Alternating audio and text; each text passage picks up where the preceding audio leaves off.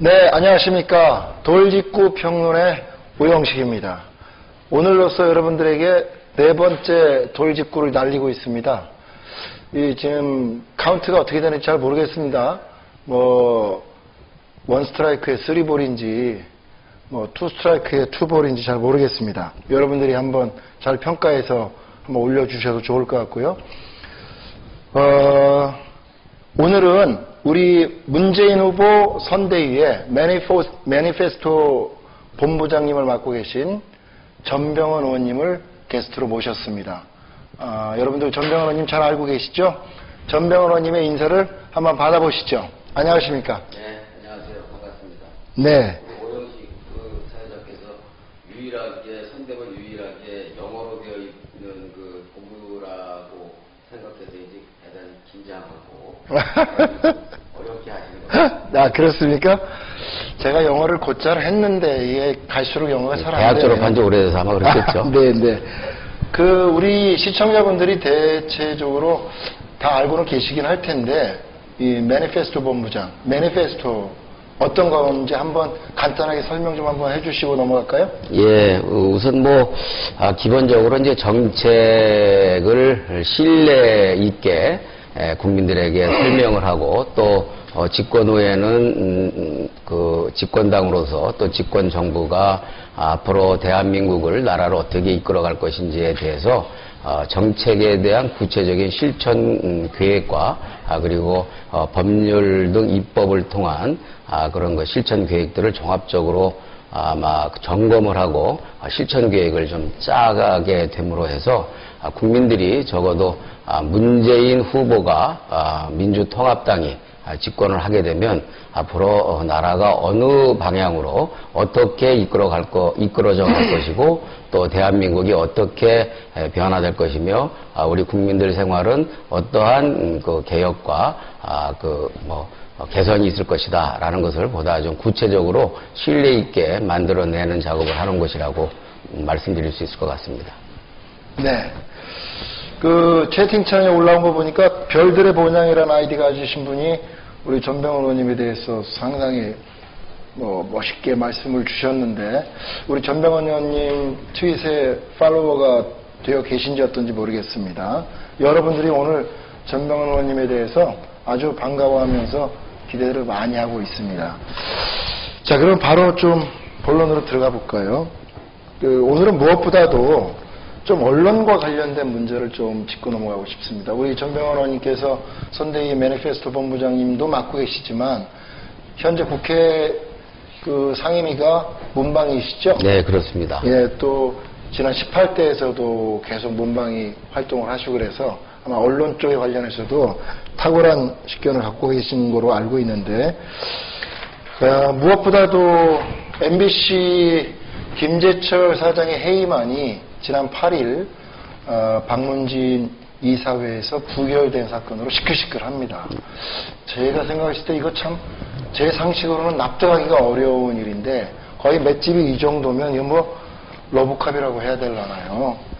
2010년 7월 그리고 올해 3월 이후 벌써 세 번째 이 해임안 부결 사태가 벌어진 것이죠? 네, 그렇습니다.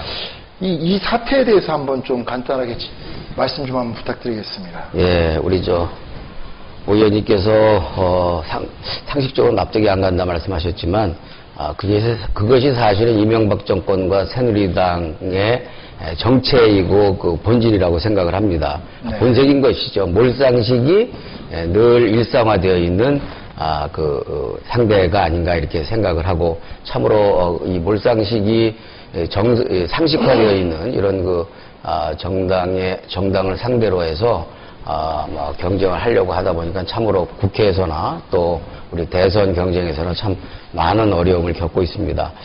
기본적으로 김재철 사장은 MBC의 공영성과 공정성을 완전히 파괴를 했기 때문에 MBC의 공정성과 공영성 그리고 정치적 독립성을 지키고자 하는 우리 정말 살아있는 기자들이 파업을 시작을 했죠. 그런데 유사일에 최장기간 파업을 했습니다. 토탈 173일간을 파업을 했죠. 그리고 파업을 마무리하는 과정에서 당시에 그 민주당의 원구성 협상과 연결시켜서 김재철 사장을 이제 새롭게 박문진 이사진이 구성이 되면 김재철 사장을 새로운 박문진 이사진들이 자연스럽게 퇴진시키는 것으로 그렇게 사실상의 합의를 했는데 이러한 그 과정을 다시 무시하고 김재철 사장을 강제로 이제 자리를 보존하도록 새누리당이 특히 그것도 청와대 비서실장과 새누리당 그 총괄선대본부장이라고 하는 분이 서로 합작해서 김재철 사장을 사실상 유임을 시키는 그런 결과가 되어서 매우 심각한 사태입니다. 예, 지금 말씀 주신 것과 관련해서 그 방통위의 양문석 상임위원도 그러한 주장을 하셨는데요. 지난번 19대 국회 개원협상에서 이 MBC 파업과 관련되어 가지고 상식과 순리에 따라 처리하고 언론청문회를 개최한다. 이런 게 당시 여야 간의 합의가 있었던 것인가요? 예, 저희가 알기로도 그것이 있었다고 알고 있고요.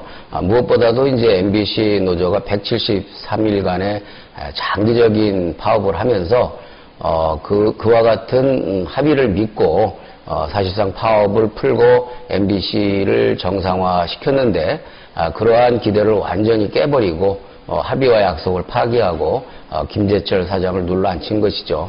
그것은 바로 이제 MBC의 그 공공성과 공영성을 파괴했는데 예를 들어서 PD 수첩을 무력화시켰다든지 네. 또 그 취재 파일 2580이라는 그런 그 프로 또 그 심층 탐사 프로죠. 그 다음에 이제 그 이외에도 많은 그 고발 프로가 있었습니다만 이와 같은 시사 고발 프로를 사실상 무력화시켰고 심지어는 PD 수첩 같은 경우는 PD들만 교체한 게 아니라 그 PD 수첩 관련 그 작가 전원을 사실상 해임을 해버리는 이런 그 아주 참으로 막가파식의 MBC 공영 파괴가 있었기 때문에 이제 우리 기자들이 파업을 시작을 한 건데 네네. 이런 것을 파괴한 사람을 계속 앉혀놓는다는 것 자체가 참으로 몰상식의 극치라고 볼 수밖에 없는 것입니다. 네. 우리 시청자분 중에 난 아들 만셋 이런 아이디를 쓰시는 분이 딱 적절하게 표현하신 것 같아요. 몰상식의 상식화. 참 이런 현실을 보고 있는 우리 국민들도 참 어떤 면에서는 한숨 나오시고 참 그러실 텐데 조금만 기다리십시오. 이번 연말 12월 19일 대통령 선거에서 확 새로운 인물 우리 문재인 후보 대통령 만들어서 정권도 교체하고 정치도 바꾸고 시대도 바꾸는 그러한 새로운 국민의 시대를 같이 만들어 나갈 수 있으리라 확신하고 있습니다.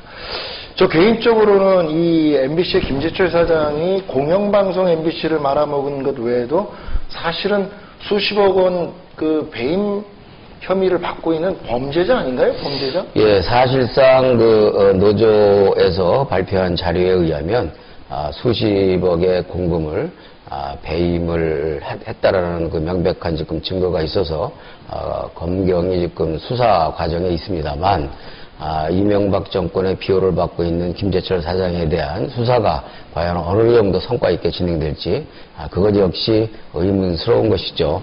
또 지난번에 큰 문제가 됐었습니다만 MBC는 기본적으로 공영방송으로 유지하도록 그렇게 이제 그 법률로 규정되어 있습니다. 네. 그게 그 방송문화진흥법이라는 것인데 그 방송문화진흥법이라는 것을 통해서 MBC의 공영성을 지키게 되어 있는데도 불구하고 이 김재철 사장이 홍보본부장을 시켜서 MBC의 일정한 지분을 갖고 있는 정수장학회 이사장인 최필립 씨를 만나서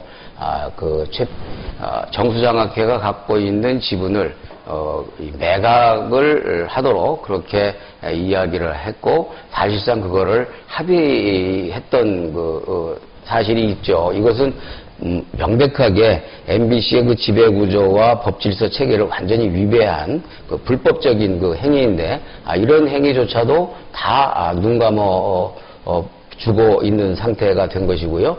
저는 오히려 이와 같이 그 박근혜 그 후보와 아주 직접적인 상관이 있는 정수장학회라는 것은 잘 아시겠습니다만, 박정희의 정자, 그리고 유경수의 숫자를 따서 붙인 장학회 이름인데, 이 정수장학회의 지분을 매각을 해서 적절한 시점에 경남, 부산 지역의 선심성 그런 그 공약의 소재로 사용하는 것까지 구체적인 계획을 이렇게 서로 MBC 측과 합의했던 그런 그 녹취록이 폭로됐었지 않습니까? 네, 일전에 기사가 됐었죠. 이제 그런 것이 오히려 매우 중요한 해임 사유인데도 불구하고 아마도 제가 볼 때는 박근혜 후보 입장에서는 박근혜 후보에게 충성을 다하면서 아마 박근혜 후보 만들기에 총대를 매는 사람으로 이렇게 인식이 바뀌어져서 오히려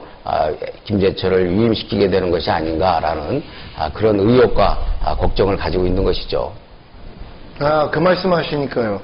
그거의 연장선상에서 사실은 김재철 사장이 공영방송 MBC의 그러한 공영성을 심각하게 훼손한 그 이면에 보면, 이번에도 양문석 상임위원과 그 박문진 이사들의 주장 속에서도 나온 것처럼, 이번 이 김재철 사장 해임안 부결 관련해서 이거 김재철 사장을 연임시키기 위해서 새누리당의 김무성 선대본부장, 그리고 청와대 하태성 대통령 비서실장, 대통령 실장이죠.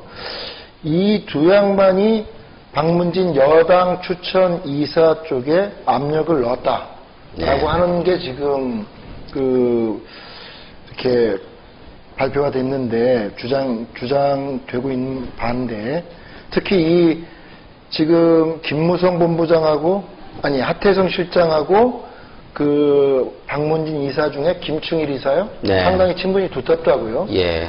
만약 권력이 이렇게 개입을 했다 그러면 이거 정말 심각한 문제거든요. 예. 이 부분에 대해서 조금 우리 전병호님께서 좀 더 자세한 설명을 좀 부탁드리겠습니다. 예. 양문석 방통위원이 폭로한 사실에 의하면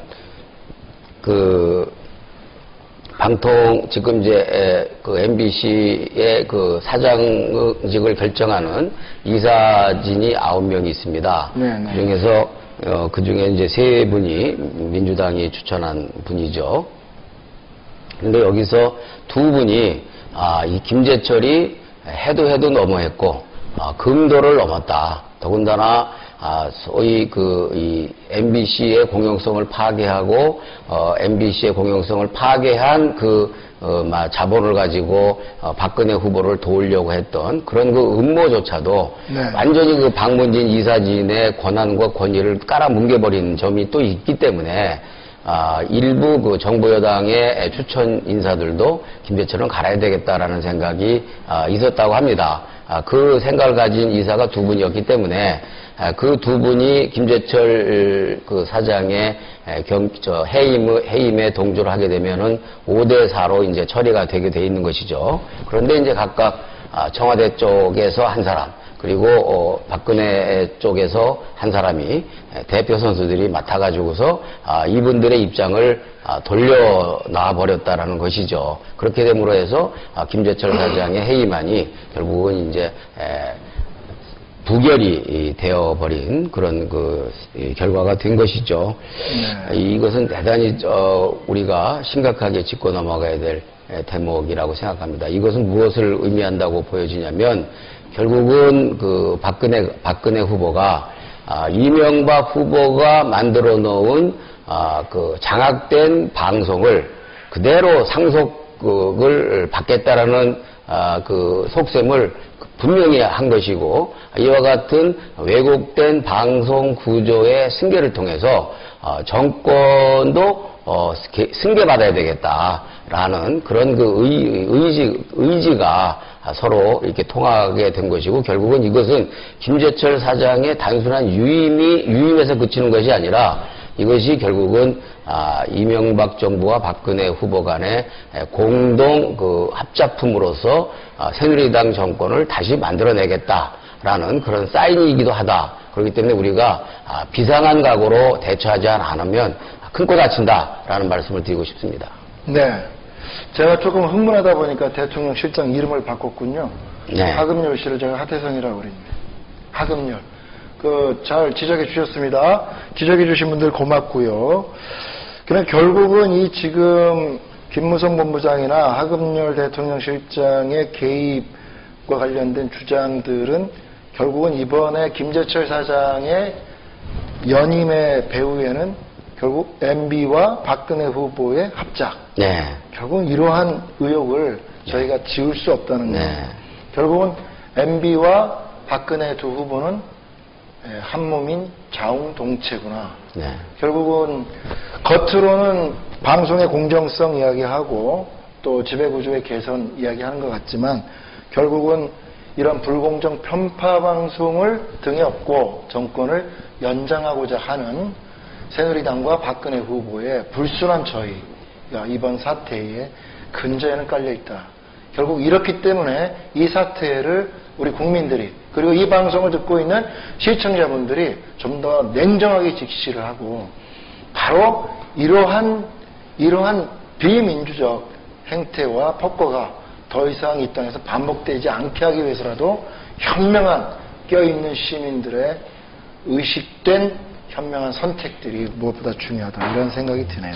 그래서 이번에 이제 보면은요 결국은 그런 것 같습니다. 결국 이명박 정부와 이명박 정권과 박근혜 정권이 많은 시민들이나 국민들은 마치 다른 정권인 것으로 네. 이렇게 착각을 하고 있는데 사실은 새누리당이라는 그 한 지붕 속에 같은 그 이불을 덮고자 하는 일심 동체의 사이인 것이고 결국 박근혜 그 후보의 박근혜 후보가 만약에 집권을 하게 된다고 한다면 이것은 이명박 정부의 연장일 뿐인 것이다. 그래서 박근혜 후보의 당선은 곧 이명박 정부의 연장에 불과한 것이기 때문에 우리 국민들이나 시민들이 이와 같은 이 모습에 대해서 절대 속아 넘어가서는 안 되겠다. 또 우리 많은 그 시민들 중에서 이와 같은 문제의 본질을 알고 계시는 분들께서 박근혜 정권과 이명박 정권은 다른 것이 아니라 새누리당 정권으로서 동일한 것인 것이며 새누리당 정권의 연장이자 이명박 정권의 연장이 곧 박근혜 정권이다라는 점을 분명히 좀 많이 말씀을 해주셨으면 좋겠습니다. 네, 좋은 말씀입니다. 그런데요, 제가 비록 저 또한 민주당 소속 국회의원이긴 합니다만 이 사태와 관련해서 저희 민주당 원내대표께서 국민과 MBC 노조 등 당사자들에게 송구스럽다고 말씀을 하시면서 어쩔 수 없는 법적 여건과 수에 밀리는 현실을 감안해 달라 이런 말씀을 하신 것 같습니다. 제가 비록 민주당 국회의원이지만 정말 민주당 정신 차리고 이번 사태에 대해서 그 MBC를 지켜내고 공영방송 MBC를 제자리에 갖다 놓기 위한 투쟁과 노력에 민주당이 더 앞장서서 뛰어줘야 된다 하는 그런 말씀을 드리고 싶고요. 예, 저 적극 동감입니다. 그것과 관련해가지고 덧붙여서 좀 말씀을 좀 해주십시오. 이 환노위 청문회나 또 방청위에서 김재철 MBC 사장과 관련된 청문회 이거 지금 어떻게 되고 있는 겁니까? 청문회는 지금 그 문방위에서는 그 야당 의원수가 적기 때문에 문방위에서 청문회를 관철하지 못했습니다. 네. 이 청문회 문제는 사실은 매우 중요한 문제였고 국회의원 구성의 문제와 연동시켜서 관철하지 않으면 사실은 관철하기가 매우 어려운 의제였는데 이것을 상임위원회 차원으로 이제 넘겨져 감으로 해서 상임위원회에서는 사실상 소수끼리의 대결인데 그 중에서 숫자가 그나마 많은 것이 지금 새누리당이기 때문에 문방위에서는 이 청문회를 관철시키는 것이 사실상 불가능했고요. 왜냐하면 한나라 새누리당 의원들이 뭐 결사적으로 반대를 하니까 해낼 도리가 없는 것이죠. 그래서 국회의 구조상 수가 적은 야당이 할 수 있는 일은 어떤 것을 저지하거나 또는 저지하는데 시간을 좀 끌 수 있기는 하지만 적은 숫자로 어떤 것을 만들어낼 수는 없는 상황 아닙니까? 그래서 이제 문방위 쪽에서는 우리가 실패를 했고, 환노위 쪽에서는 그나마 우리가 이제 한 분이 더 많기 때문에, 우리 쪽에서 잘 해서 지금 이제 청문회를 일단 개최하기로 한 것이죠. 그래서 월요일 날 개최할 예정입니다. 그러나 또 뭐 국정감사에서도 그랬고, 지난번 1차 청문회 때도 그랬고, 또 이번 2차 청문회로 잡힌 날짜에도 그랬고, 지금 김재철 사장은 이 해외 일정, 이 해외 일정이라는 건 제가 볼 땐 거의 뭐 해외 외유, 관광 목적용 외유가 아닌가 이렇게 생각되는데, 해외에 일정이 있다는 핑계로 지금 참석을 안 할 가능성이 높게 되고요. 그리고 이제 MBC 그나마 노조 쪽에서는 좀 나올 수 있지 않을까 생각을 하는데, 또 이 새누리당 쪽에서 이 문제를 어떻게 들고 나오면서 파행과 무력화를 시킬지 참으로 걱정되고 있죠. 131219님, 저희 민주당 의원뿐만 아니라 저희 민주당이 우리 공영방송 MBC를 지켜내고 파업을 다시 재결의한 우리 MBC 노조원들, 그분들의 눈물 어린 싸움을 꼭 함께 그 결실을 맺게 하기 위해서라도 싸우겠습니다. 열심히 싸우겠습니다. 월요일날 그러니까 환노위 청문회를 한다는 거죠. 네. 당사자는 뭐 충분히 예상했던 대로 안 나올 거고요. 비록 그렇다 하더라도 이 청문회장을 최대한 좀 활용을 해서 네. 이 언론 탄압, 그리고 김재철 사장의 온갖 그 불법적 그리고 비민주적 행태들에 대해서 국민들이 제대로 파악할 수 있도록, 그리고 제대로 거기에 대해서 책임을 물을 수 있도록 좀 애써주셔야 될 것 같습니다. 이게 지금 이 문제가요, 새누리당 입장에서도 매우 중요하고 대선에 이르게 되기까지의 매우 중요한 요소이고 기능을 하는 것이라는 걸 알기 때문에 저쪽에서도 만만치 않게 나올 것입니다. 그래서 우리가 지금 우리 돌직구 평론입니다만 돌직구 정도가 아니라 무쇠직구를 아주 강속구로 던져야만 그들을 좀 일종의 미동이라도 시킬 수 있지 않을까 이렇게 생각을 하고요. 이 문제는 저희가 우리 민주당이 대선의 핵심 쟁점으로 만들어야 됩니다. 그리고 또 실제 대선의 핵심 쟁점입니다. 왜냐하면 이게 미디어 시대 아닙니까? 그리고 후보의 정견이나 또 후보의 자질이나 이런 것들을 검증하는 것도 사실은 대부분 다 미디어를 통해서 하게 될 수밖에 없는 것인데, 특히 TV를 통해서. 그런데 이제 이 TV 구조 자체가 왜곡된 상태라면 이것은 우리가 대선을 하나의 게임으로 본다면 게임의 룰이 원천적으로 편파적으로 만들어졌다고 볼 수밖에 없는 것이고, 따라서 우리는 이 문제에 대해서 아주 해결을 하고, 그리고 MBC 편파 방송을 반드시 바로잡겠다라는 각오로 싸워 나가서 지금보다는 조금이라도 나아질 수 있는 그런 MBC로 잡아내야지. 그렇지 않으면 MBC를 이 상태로 두고 가게 된다면 아마 이것은 KBS도 여전히 지금 편파적이기도 하지만 더욱더 편파적일 것이고, 이러한 것들이 SBS를 비롯해서 타방송과 다른 매체까지도 상당히 심각한 영향을 줄 것이다 라는 걱정을 하지 않을 수가 없습니다. 네. 결국은 우리 MBC 노조원들과 함께 이 공영방송 MBC를 지켜내고 제자리에 돌려놓기 위한 싸움이 곧 대통령 선거 승리하고도 직결되어 있다. 이러한 말씀. 그렇죠. 예, 알겠습니다. 자연스럽게 이어서 조금 더 질문을 좀 이어나가 보겠습니다. 이 MB 정권 들어가지고 역대 어느 정권 이상으로 참으로 볼 수 없는, 이전에는 볼 수 없었던 언론의 행태들이 많이 나타나고 있습니다. 그만큼 이 정권이 이 언론을 정권의 홍보수단으로 장악하고 탄압해왔던 과정들이 참 파노라마처럼 이렇게 연결되어서 머리에 떠오르는데요. 이 김재철 사장 말고 이 방송 보수 언론의 편파 보도가 도를 넘은 지 오래라는 지적이 많은데, 또 다른 이 언론 편파 방송이나 불공정 방송과 관련되어서 어떤 것들을 좀 지적할 수 있을까요? 예, 지금 사실 우리 이명박 정부 아래서 전두환 때보다도 더 혹심한 지금 언론인들이 탄압을 받고 있습니다. 네.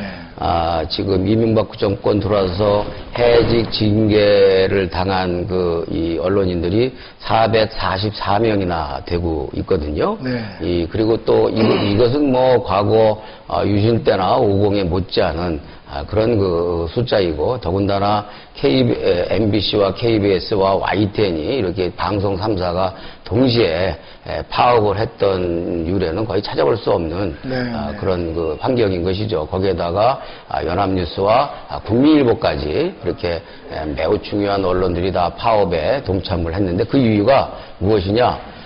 편파성을 시정하자. 왜곡 보도를 하지 말아라. 공정 보도를 하라라는 주장을 하기 위한 파업이었거든요.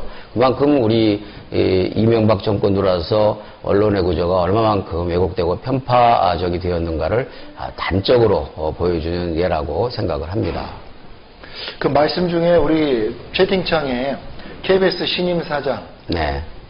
길환영 씨. 길환영. 네. 네. 이 길환영 씨가 뭐 하는 사람인지 혹시 아시는지 물어보시네요. 네, 길환영 씨는 제가 알기로는 KBS PD 출신이고요. 네. 지금 김인규 사장 체제에서 부사장을 했던 사람이죠. 네. 그리고 이번에 KBS 사장의 공모를 부사장을 가지고 했는데, 이번에 이제 사실상 내정이 되었다 이렇게 이야기를 하고 있는데, 저희들은 지난번 이제 국정감사에서 이 문제를 지적을 하면서 길환영 씨의 그 답변의 태도를 보면서 거의 내정이 됐구나, 이런 느낌을 받았던 그런 인물입니다. 그동안의 역할이나 그 지위를 보니까 뭐 내정됐다는 길환영 씨도 크게 KBS의 공정성, 공정방송에는 기대가 많이 안 될 것 같은데요. 예, 예를 들어서 당시에 이제 작년에 백선엽 장군의 그 프로를 전기를 이렇게 만드는 그런 문제가 있었죠. 이 문제와 관련해서 당시 언론계에서는 6.25를 앞두고 많은 훌륭하신 선열들이 있고, 또 무명의 용사들조차도 있고, 그런데 굳이 친일의 경력이 있는, 전력이 있는 백선엽 장군을 공영방송 KBS가 부각을 시킬 필요가 있느냐라는 그런 문제 제기가 있었습니다.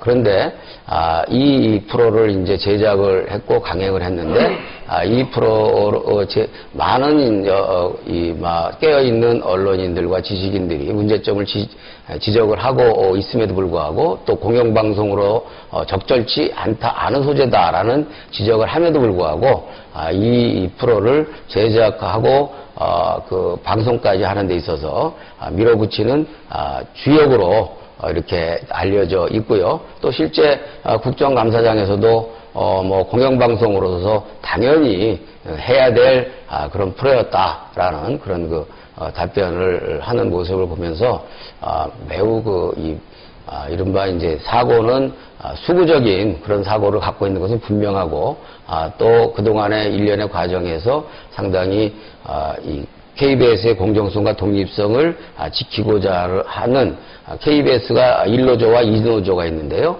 그 2노조가 상대적으로 이제 언론인들이 더 많이 가입되어 있는 노조인데, 그 노조로부터는 많은 지탄을 받는 인물이고, 또 상대적으로는 많이 탄압도 받았던, 탄압을 했던 그런 장본인이어서 KBS의 앞으로 공영성과 정치적 독립성에 대해서도 더 큰 한숨을 내쉬어야 하는, 그리고 또 그 문제도 MBC에 못지않게 우리가 지켜보면서 그 경각심을 갖고 또 싸워 나가야 할 수밖에 없는 그런 인물이 아닌가 이렇게 보고 있습니다.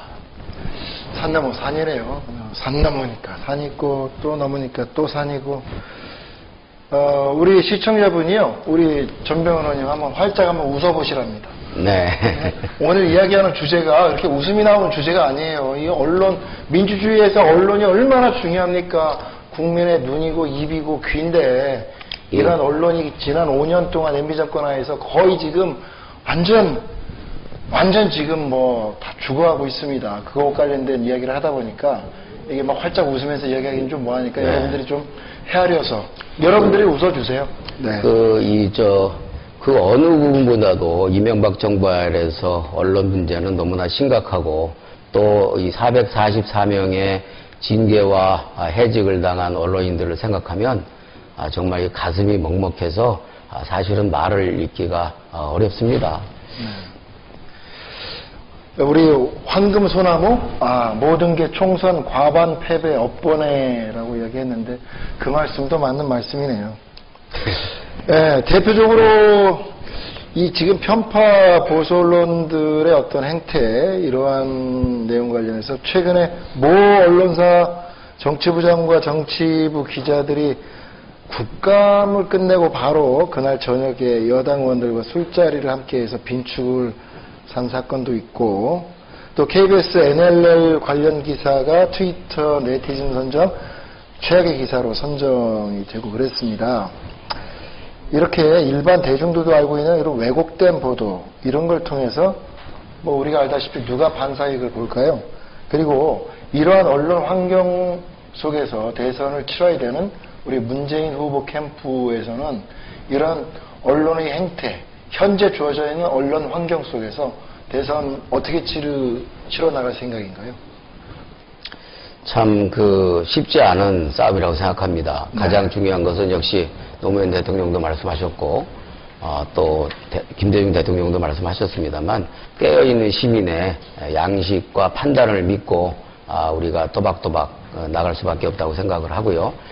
지금 현재는 이제 그래도 미디어의 다양성이 좀 있어서 인터넷 신문이라든지 또 팟캐스트라든지 이렇게 많은 소수적인 그런 언론들 역할을 하는 그런 매체들이 있기 때문에 우리 젊은 우리 청년들이나 또는 또 지식인들이나 이런 분들이 이 메이저 언론에서 주로 떠들어대는 그런 편파적, 왜곡적 그런 정보에만 귀 기울일 것이 아니라 좀 인터넷을 통해서 다양하게 많은 정보를 동일하게 검색을 해서 다양한 정보를 갖고 판단을 해 주셔야만 우리가 이와 같은 왜곡된 언론 구조를 그나마 극복할 수 있는 여력과 희망이 생기지 않는가 이렇게 생각하죠.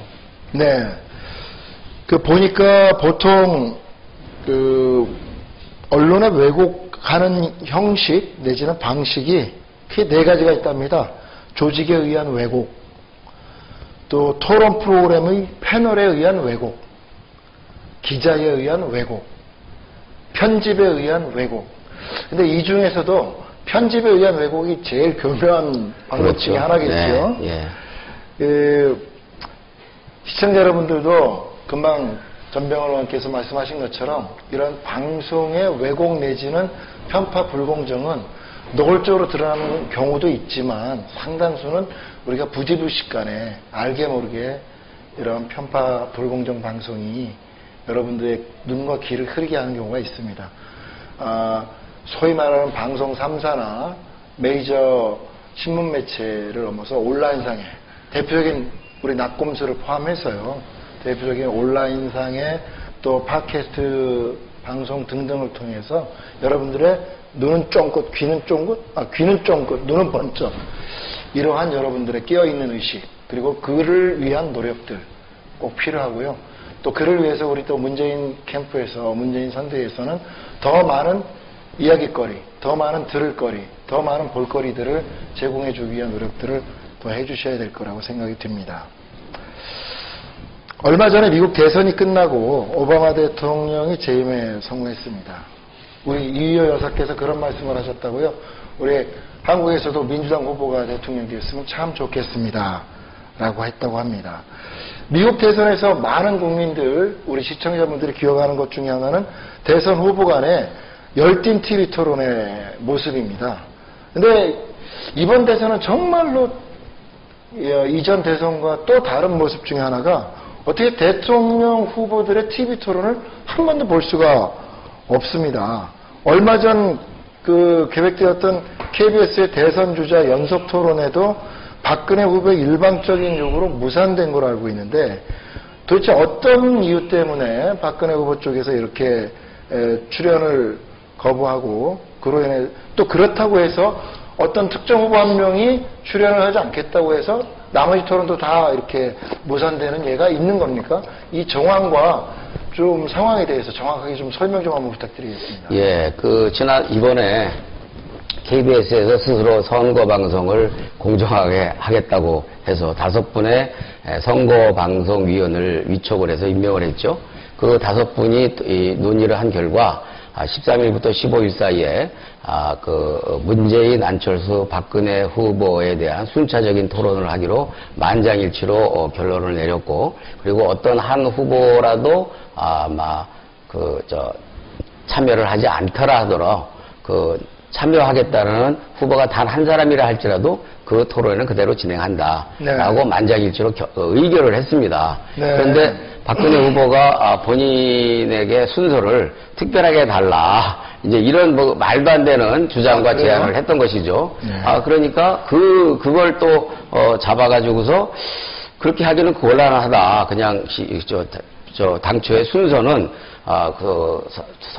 공정선거방송위원들이 정했듯이 추첨으로 정하도록 돼 있으니까 추첨을 해야 된다. 그러니까 박근혜 후보가 하지 않겠다고 했단 말이죠. 그렇습니까? 그러니까 네. 이제 그것이 무산이 됐는데, 저는 이렇게 박근혜 후보가 TV 토론을 피하고 있어서 지금 TV 토론이 단 한 번도, 과거에는 TV 토론이 벌써 수십 번 이루어졌어야 되는 문제인데도 불구하고 한 번도 안 이루어지고 있는 이유는 3가지 이유가 있다고 생각을 합니다. 첫 번째, 3가지가 부족해서 안 이루어지고 있다고 생각하는데요.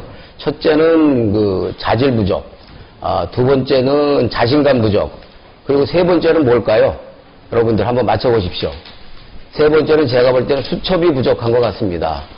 수첩이 부족하기 때문에 TV 토론을 하지 못하는 것이 아닌가, 그런 걱정을 하고요. 많은 TV를 보고 계시는 분들께서 박근혜 후보께 수첩 좀 많이 좀 전달해 주시면 그 수첩 가지고 TV 토론에 나올 수 있지 않을까, 그런 일말의 기대를 해봅니다. 우리 전병호 의원님 덕분에 오랜만에 수첩공주 생각나고 수첩 이야기 들어봤습니다. 요즘 수첩이 잘 안 보이나요? 수첩이 요새 좀 부족한 것 같아요. 그래서 아마 제가 볼 때는 TV 토론도 역시 수첩이 필요한데 수첩이 부족해서 안 나오는 것이 아닌가라는 그런 걱정이 있는데, 수첩을 좀 많이 채워드리면은 TV 토론에 좀 나와서 시청자들이, 국민들이 각 후보들의 자질도 검증하고 또 정책에 대한 사항도 또 확인해보고, 그리고 또 그야말로 재미있게 후보들 간에 이러저러한 경쟁력도 비교해 볼 수 있는 좋은 시간이 될 텐데, 그런 것들을 통해서 우리 선거 때 국민들이 좀 스트레스도 풀고 또 호기심도 풀고, 그래서 선거를 좀 즐겁게 했으면 좋겠는데 왜 그렇게 나오질 않는지 참 너무합니다. 네, 사실은 지금 이 대선 후보 토론회가 제가 좀 보니까요, 지난 16대 때는 도합 83, 그러니까 83번이나 이루어졌고, 17대 대선, 요 앞전 대선 때도, 그때도 후보 토론회가 별로 상대적으로 적었다고 말이 많았는데, 그때도 48번이나 했습니다. 그러니까 말이죠. 네. 그런데 지금 한 번도 지금 대통령 후보 초청 토론이 이루어지고 있지 않은데, 이건 정말 해도 너무 많은 그러니까 그 어느 때보다도 지금 국민들 입장에서나 또 TV 시청률 입장에서 볼 때 그 세 후보가 아주 비슷비슷한 그런 이 지지율을 보이고 있고, 진짜 용어 상박의 그런 어떤 경쟁률을 보이고 있기 때문에 그 세 분이 같은 테이블에 앉아서 TV 토론을 하든 또는 순차적으로 패널들을 통한 검증 토론을 하든, 이러한 것들이 국민들의 어떤 궁금증과 또 호기심, 그리고 정책에 대한 검증, 이런 기회를 많이 만들어줄 수 있을 텐데, 그런 것들을 이루지 못하게 하는 분은 사실은 후보 자격을 박탈해야 된다고 생각을 합니다. 그러니까요, 여기 박근혜 후보 앞에 있으면 근데 진짜 브라운이 물어 그렇게 하고 싶지. 물어. 아니 그렇게 자신이 없으면 왜 후보로 나섰습니까? 아예 후보로 나서지 말았어야지. 브라운이가 안문에 새침 빼기. 그러면 지금 이 기회에 이 TV 토론이나 대선 후보 정책 토론에 대한 우리 문재인 후보 선대위의 공식 입장이라 그럴까요? 네. 다시 한번 좀 분명하게 밝혀주십시오.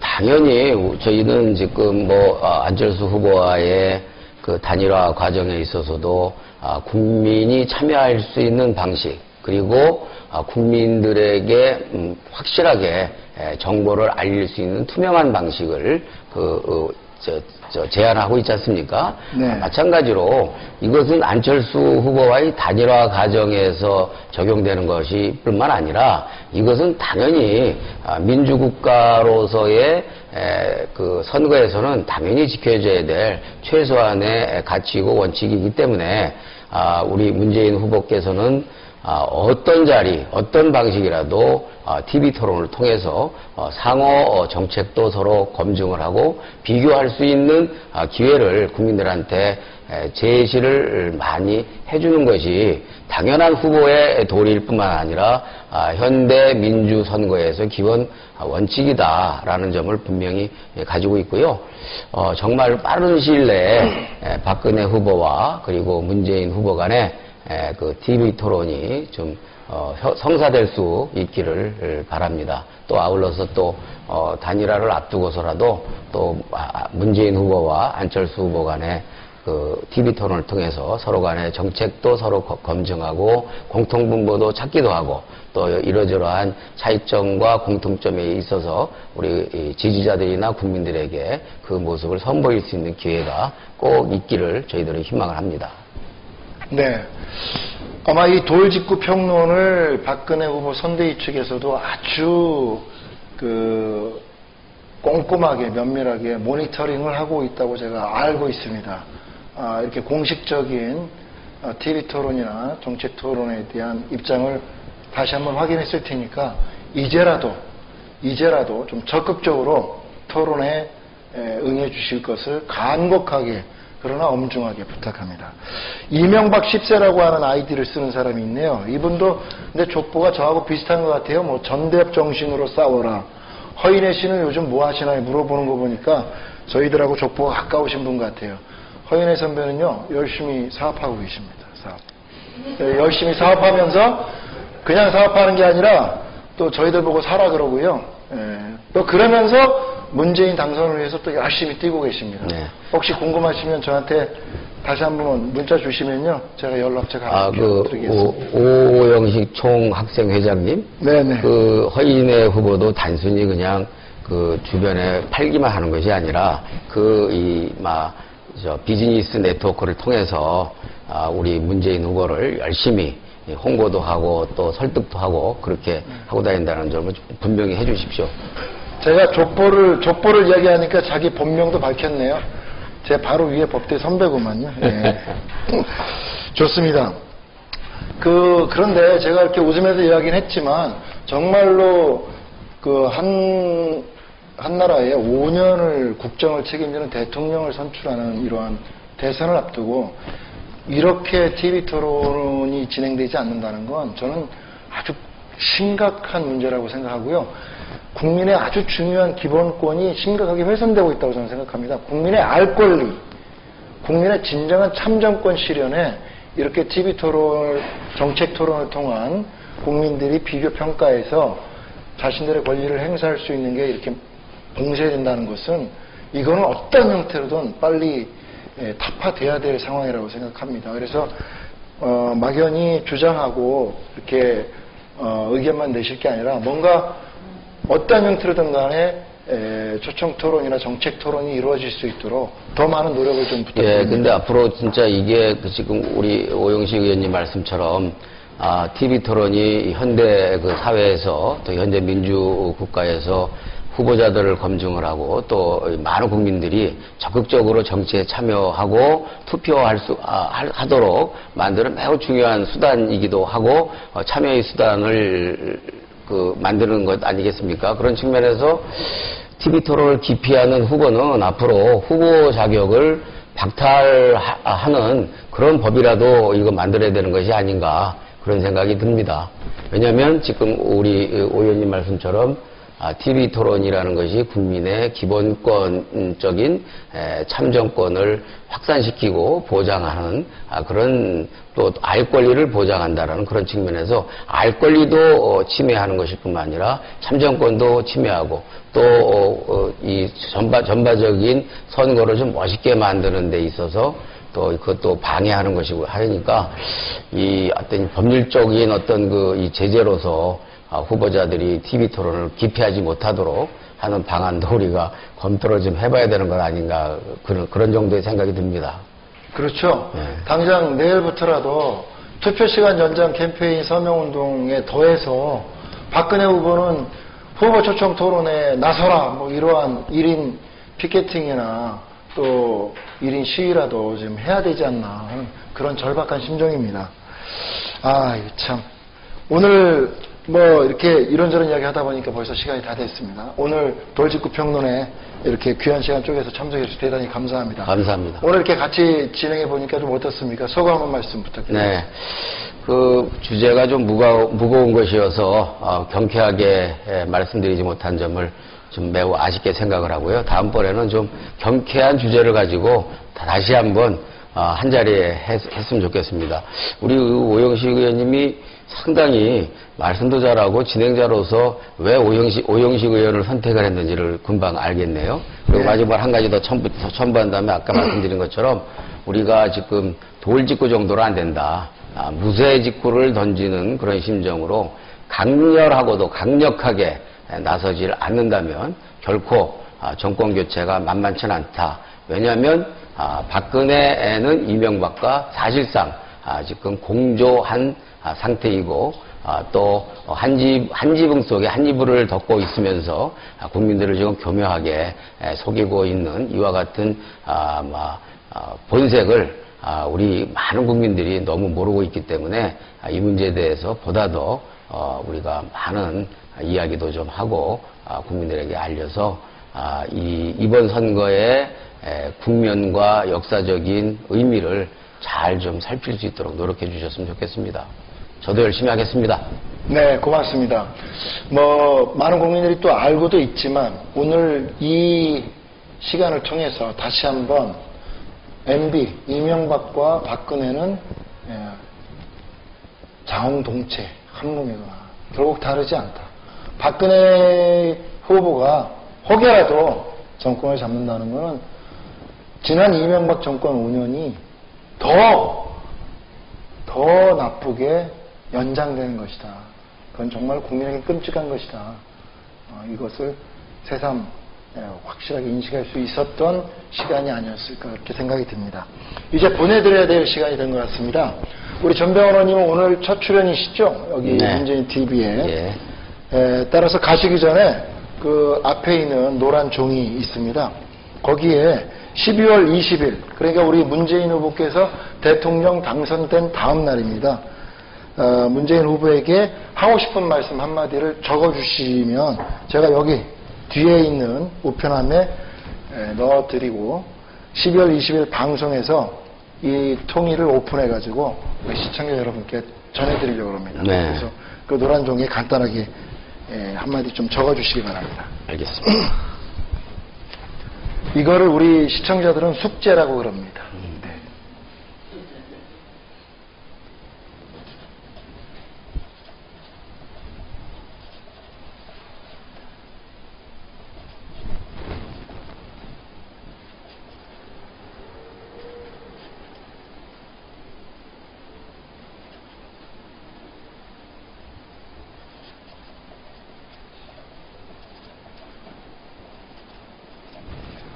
이명박 10세 알았습니다. 술이나 한잔 하시죠. 뭐 같이 술 한잔 하시자고요. 네.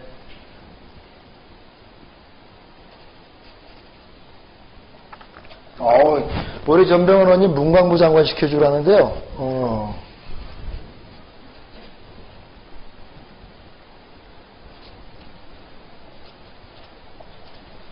오늘 날짜 쓰나요? 안 쓰는 거죠?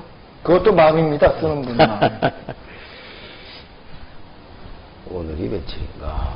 오늘이 9일입니다.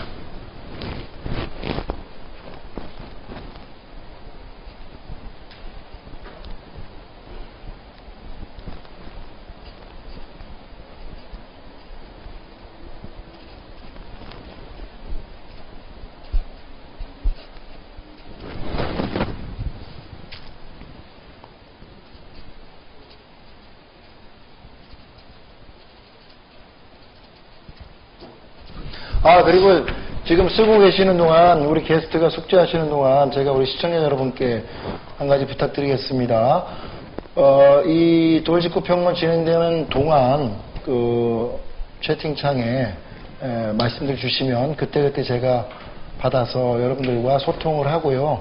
또 이 돌직구 평론에 좀 다뤘으면, 내지는 좀 이 돌직구 평론을 통해서 우리 시청자들과 좀 공유했으면 좋겠다라고 하는 의견이나 주장이 있으시면 OKYS04 트윗을 날려주시면 제가 여러분들과 함께 소개해드리고 공유하도록 그렇게 하겠습니다.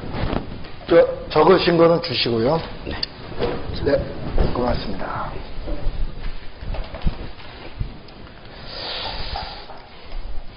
자, 이제 오늘 시청자 여러분들께 마지막 인사 해주시죠. 네, 오늘 이렇게 여러분들께 인사드릴 수 있는 기회가 있어서 저로선 무척 기분이 좋았고 의미 있는 시간이었습니다.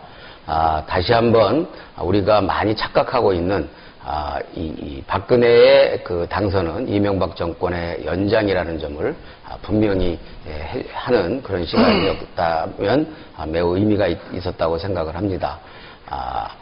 정말 이 이명박 정권 5년은 완벽하게 실패한 정권입니다. 가계부채 1000조가 넘어서서 이 출범 당시보다 2배 이상 가계부채가 늘어난 것이 상징하듯이 경제와 민생이 완전히 파탄됐고, 그리고 SSM에 대한 방치로 인해서 골목 경제는 초토화되었죠.